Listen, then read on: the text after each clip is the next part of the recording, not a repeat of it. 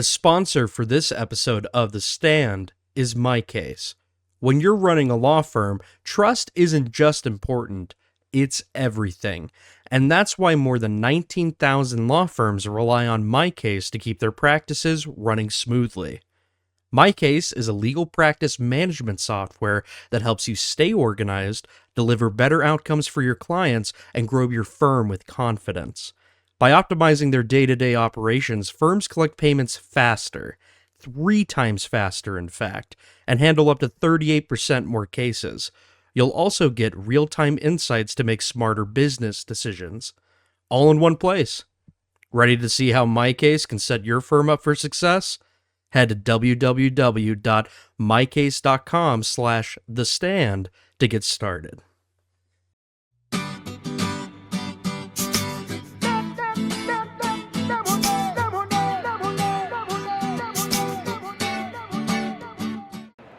Welcome. Hey, I'm Alan Wilson from GLJ Benefit Consultants, and we have our Lemonhead fast response team. We are going to talk about the number one issue that each one of our experts is asked, number one issue for law firms, and they're going to give you their solution. So come on over here and join us if you can. We are recording this for an episode of The Stand, our new Lemonade for Legal podcast at Lemonade for Legal on YouTube and everywhere else if you want to listen to the podcast. So thank you so much for joining us. We have Stephanie Everett from Lawyerist, Michael Migdol from isolved, Corry Johnson, GLJ Financial, Rob Joyner from Centerbase, and oh look, hi Debbie. It's our partner with Lemonade, Debbie Foster from Affinity. Hi Deb. Okay, so we're gonna get going. We're not gonna wait much longer. Stephanie, here we go. This is Lawyerist's number one law firm issue and the solution. Okay, they're coming to me and saying, why should we invest in these cool AI tools and do our work faster when we bill by the hour and therefore we won't make as much money? So obviously the answer is you got to change your model, right? Flat fees, subscriptions, there's a ton of other ways that we should have been charging all along, because the billable hour is a really dumb way to value our services, because nobody cares how long it takes for you to do anything. They care about the problem you're trying to solve. So how do you get there? How do you eat an elephant? One bite at a time. So we're going to start with one practice group, our one type of solution that we solve, and we're going to try to price it differently. We're going to experiment, and we're going to test, and we're going to see how that works. You're going to map out all the things you do for that service, and then we're going to find ways to leverage and actually increase profitability, which is the metric we should care about, not revenue. Everyone gets that wrong. And then all the lawyers are going to start seeing, what's that group doing over there? That makes sense. And we're going to start to get the buy-in. But we're going to start slow with one little group, test, see how that works, and then go from there. All right, give it up for Steph. Michael Migdol. So the number one issue that law firms are coming to trying to solve is how to implement technology in an HCM platform to streamline their processes. What type of offerings are in an HCM technology that they can use to help grow their firm for succession planning and benchmarking. So organizations, law firms are utilizing technology to implement processes for performance management, utilizing performance reviews and surveys to get a better engagement, better culture enhancement within the firm itself, utilizing benchmarking tools and AI technology for succession planning and growing, but then also utilizing functionality within an HCM platform to get things like a total compensation report, showing employees a hidden paycheck, showing employees that, hey, this is what else the firm is doing for you besides just paying your salary. Okay, but then also having that growth model that organizations can use technology for learning management systems and having these different courses within there to help them better grow their careers or better grow within their jobs itself, from Microsoft issues to safety concerns within a law firm. Believe it or not, staple accidents, they happen. right? So organizations are looking at best practices to put those things in place. So this HCM technology that's out there today is more than just payroll. So how do firms leverage it? They can leverage each of the different sections that's available to them, and as that firm grows, the technology grows. Thank you. Give it up for Michael! Corry Johnson, GLJ Financial, go! GLJ Financial, Corry Johnson again. Our question that we have a lot of is how do we get our attorneys to care about the retirement plan, right? They attract, retain, and eventually retire from the plan. How do we build a plan that's going to be flexible enough to achieve all of those goals? A lot of times what we end up working with is on the employer contribution side. We work in profit sharing. A lot of times people don't know what the cross-tested new comparability style plan is.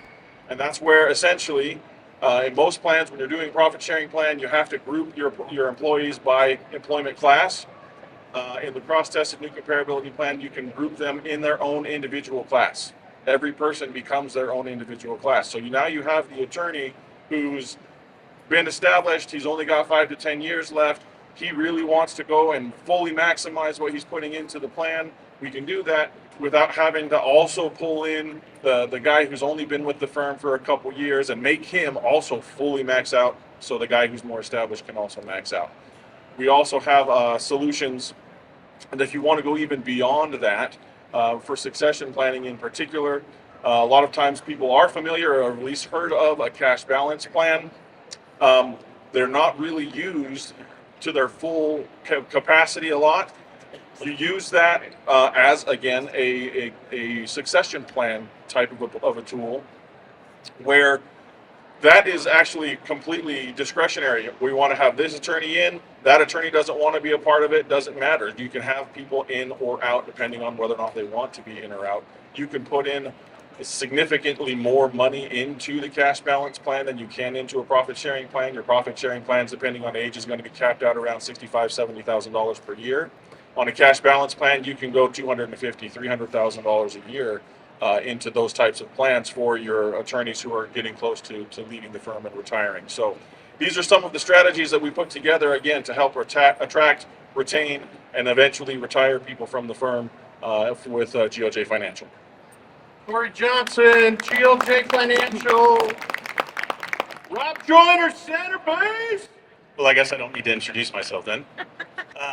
The number one question we're asked about is how do we optimize our billing cycle? And there's two parts to that. One is process and one is technology. Now, she's the expert on process, but I will bring up one thing, is you can no longer offer a concierge service for your attorneys if you really want to optimize your billing process, right? If you are going to offer a concierge service, you're going to have to bring in more billing people. The other side is technology. So there's three different things. One is timekeeping. You should look at the automated time capture technology out there right now, because in order to have a on-time billing cycle and an efficient billing cycle, you have to get the time in on time. So there's a lot of automated time capture tools out there, including with Centerbase, that can help you drive that time to get in on time. The next is your billing cycle. You need to look at electronic pre-bill tools. The electronic pre-bill tools get you away from that stack of paper from everybody's desk and waiting on that whole stack to get completed before it goes to the next one. With electronic pre-bill tools, you're able to drive about 30% off that billing cycle we see with our clients. And it gives a life to each one of the bills. You're getting them out the door a lot faster. And then finally, if you're not taking electronic payments, I understand there's some practice areas that can't, you're missing out, right? And this could be the ACH, this could be credit card as well, but it drives a lot of efficiencies in getting those payments back in the door and also improving your collection realization as well. Rob Joyner, give it up for Rob Joyner. And Debbie Foster from Affinity. The number one problem that people come to me about is described differently with almost every firm I talk to, but the problem can generally just be described as they have no idea where they're going. They don't know what, they just keep doing today what they did yesterday, and they want something different. And that's one of my favorite problems to help a law firm solve, is how do they get something different? And it's related to growth strategy, and it's related to attracting and retaining talent. It's related to technology. I love what Rob just said. We didn't plan this in advance about the concierge service. I use that example all the time, and I say the problem is you want that, but you want to stay at the Hampton Inn. And they don't have a concierge at the Hampton Inn. You want the JW Marriott service, and you want to stay at the Hampton Inn. It doesn't work like that. And so part of that, what's next for us, is really challenging the equity partners in a law firm to think beyond their individual best interest and figure out how we get them to fund the firm and fund the initiatives and strategies and technology that it's going to take to get them where they want to go. And it's not all about technology. Technology is part of it. But it's time for law firms to think differently about how they get their work done and how they run their businesses. And that's what we love helping people solve. Why do 60,000 legal professionals choose MyCase as a partner in their success?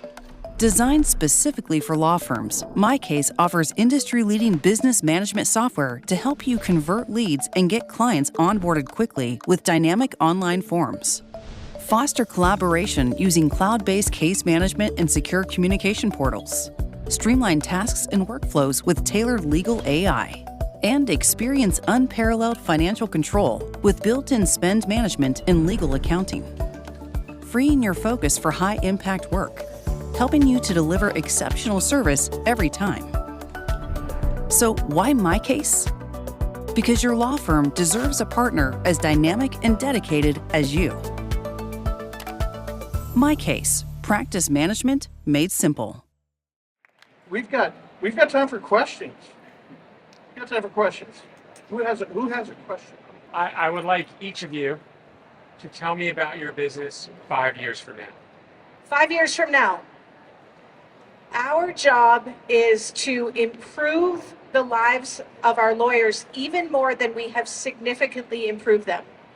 One of the things that we are really passionate about is lawyers are incredibly stressed out, which means that you all are stressed out. What's the number one thing that lawyers hate doing?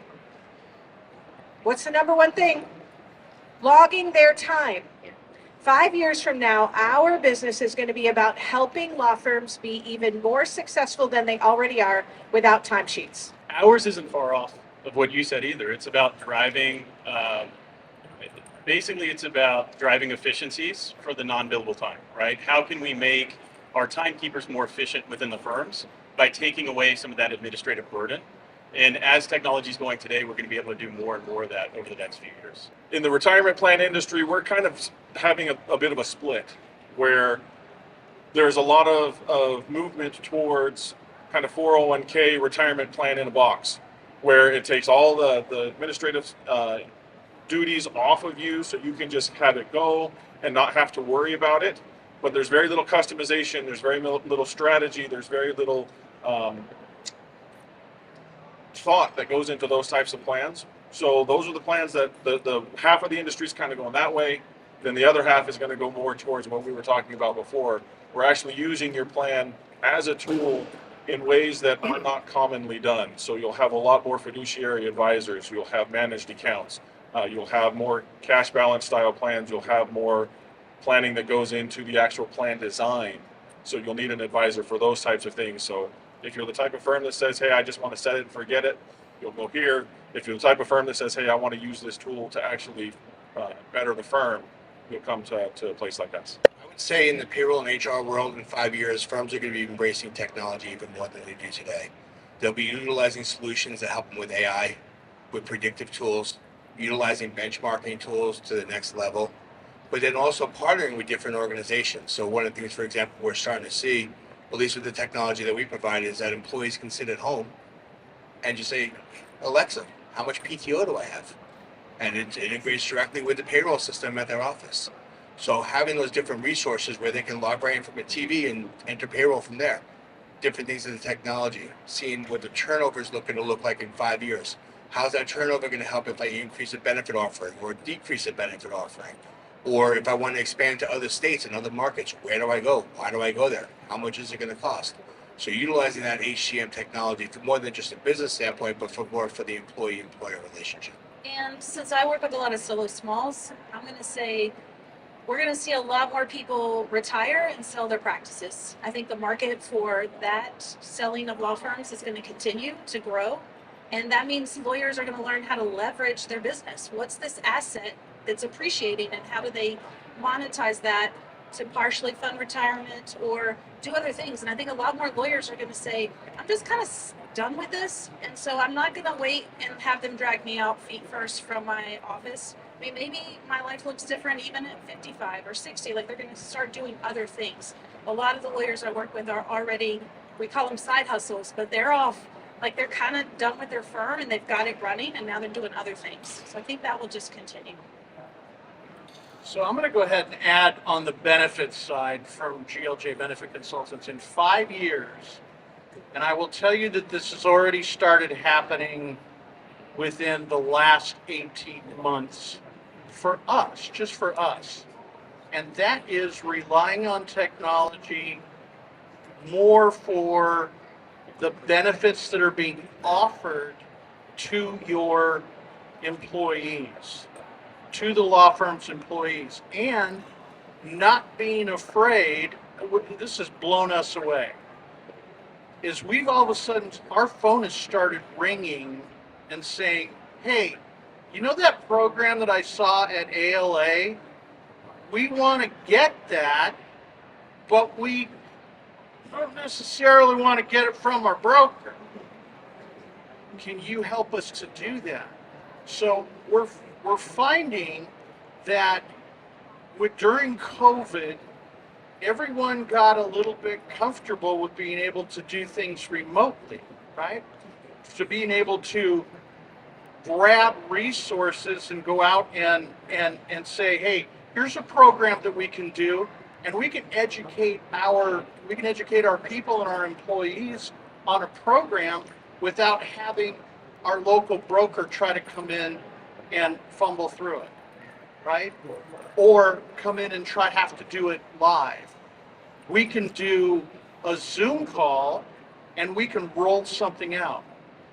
Voluntary benefits are enormous right now. I will tell you that firms offering voluntary benefits, believe it or not, a lot of firms for years were saying, well, voluntary benefits, that's great, but that means, they would have to pay for them, and I don't think that they would believe that that's us doing something for them.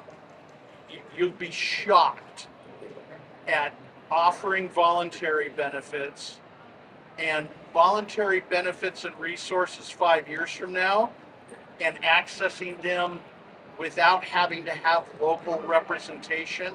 That's where that business is going. A menu of benefits that the firm can either contribute a little bit, give a base program, and then let the employees choose to buy up and do those types of things. So that's coming faster, but within 5 years, it's almost all of it will be done that way remotely. That's what we're seeing, because it's happening so quickly right now. What other questions do we have? Because we have time. Can you talk about how to get the most value out of flat fee billing? Because we partially do flat fee billing for trusted estates.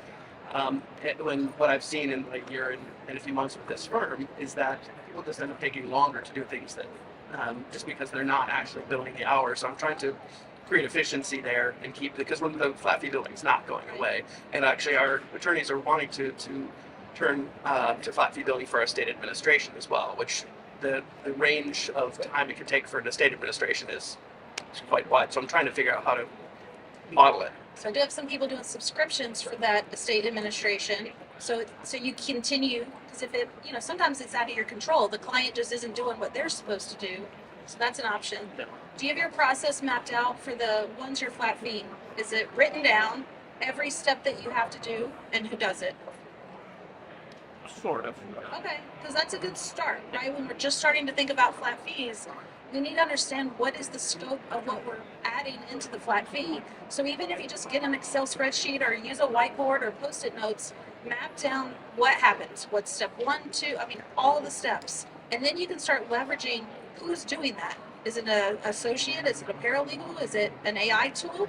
And that, and while it's not all time-based, of course, we're going to use time to start. And so if we have that idea, but then you can also have conversations with clients. The last thing I'll just kind of remind everybody, people, like, I paid extra for Amazon to deliver the shirt that they're dropping off at the hotel right now to, for today. Are you guys thinking about, if a client calls you and says, I need a contract, do you say, well, option one is you can use our template, it's $500 and you'll just get your template. Option two is our associate Bob will draft it, it'll cost $1,500 and you'll get it in 2 weeks. Option three is you get the same bespoke contract by Bob, but he'll turn it around to you tomorrow, it's $3,000. How many of us are having that conversation with our clients and asking what they actually value? Because we just assume, again, because we're so tied to this billable hour, that what they want to buy from us is a 0.2, when that has nothing to do with the problem they're trying to solve. And so they will pay you more, or maybe you will give them a discount for other factors. And that's where we have to start getting creative and helping our lawyers think about the value of their services. It's not 0.2s, it's client service, it's assurance, it's speed, it's certainty of the bill, it's all these other things. But time is a starting place. And I would just add 2 quick things to that. First, not every solution is AI. Some of the solutions to automate how you're getting your work done is just automation, and it is in the products that you already own. Even something like Microsoft Word can be set up to automate some of the things that take way too long to do. So automation is part of it.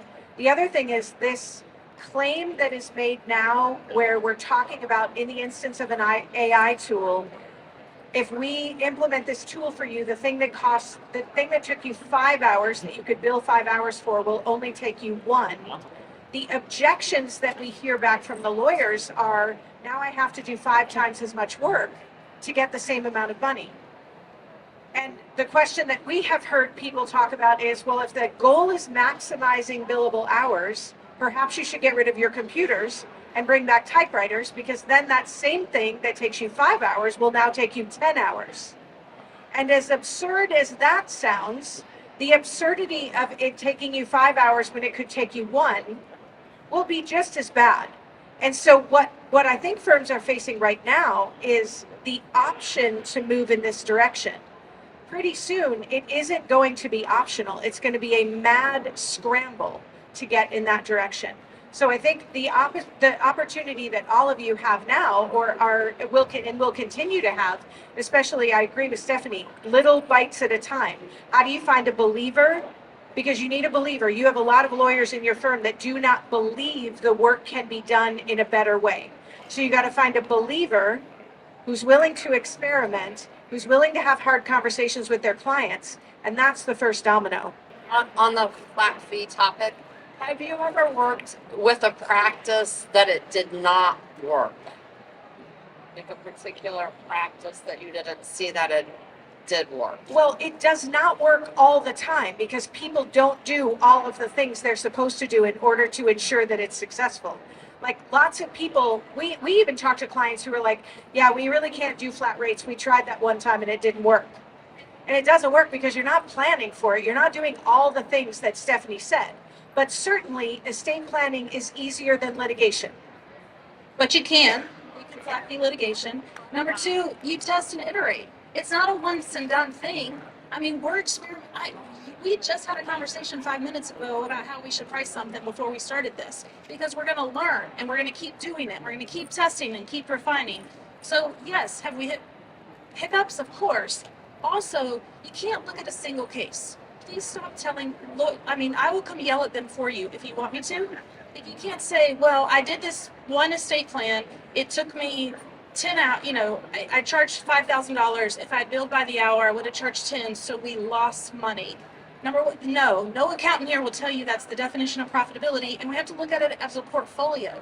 So if you tell me, and this is happening in the immigration world right now, they flat feed their work based on the prior administration's rules. Well, now the whole thing has changed, because now that's a wholesale failure, not on their part, but like the system changed. So now what used to take 6 months takes 7 years. The flat fee is going to be off. But for most of us, we look at the portfolio and we're going to have some hits and we're going to be all over the place. And we have to look at, is the portfolio profitable?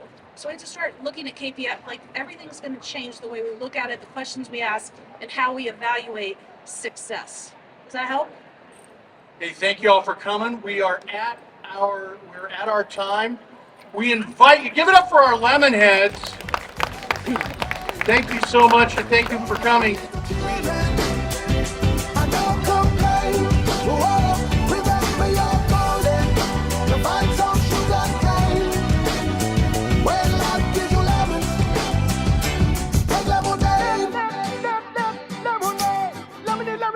Lemonade.